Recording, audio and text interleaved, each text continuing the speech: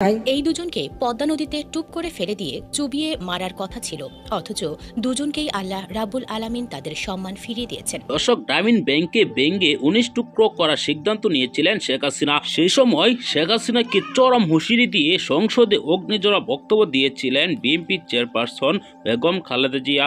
তার কথা শুনে রীতিমতো সংসদের সকলে মুগ্ধ হয়েছিল। সেই বক্তব্যটি আমরা শুনব। এমনকি সে কথা স্মরণে রেখেছেন ডক্টর মোহাম্মদ ইউনূস। আজ খালেদা জিয়া সেই সম্মানটুকু পেয়েছেন। এই ভিডিওতে আপনাদেরকে দেখাবো, না টেনে একদম শেষ পর্যন্ত দেখবেন।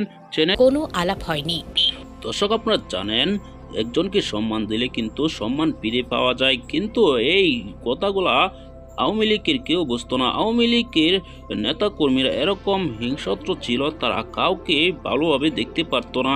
যারাই উচ্চতায় ছিল তাদেরকেই হেয় করে কথা বলতো তারা। নোবেলজয়ী ডক্টর মোহাম্মদ ইউনূসকে কিছুতেই দেখতে পারতেন না শেখ হাসিনা, কেননা তিনি বাংলাদেশের একজন নামকরা ব্যক্তি ছিলেন, এমনকি এশিয়ার মধ্যে তিনি একজন নামকরা ব্যক্তিত্ব।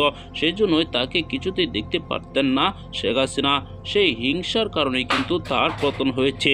এবার ছাত্র জনতার আন্দোলনে তার পতন হয়েছে। তিনি বাংলাদেশে থাকতে পারলেন না, তিনি এখন ভারতে আশ্রয় নিয়েছেন। সাবেক প্রধানমন্ত্রী খালেদা জিয়া তিনবারের প্রধানমন্ত্রী ছিলেন। তিনি যখন ক্ষমতাচ্যুত হন বা ক্ষমতা থেকে তিনি সরে যান, তারপরেও তিনি বিদেশে যায়নি। তাকে বারবার বলা হয়েছে তিনি যেন বিদেশে চলে যায়, কিন্তু তিনি বাংলাদেশে থেকেছেন, জেল কেটেছেন। শেখ হাসিনা জেলে না গিয়ে তিনি বিদেশে পালিয়ে গিয়েছেন।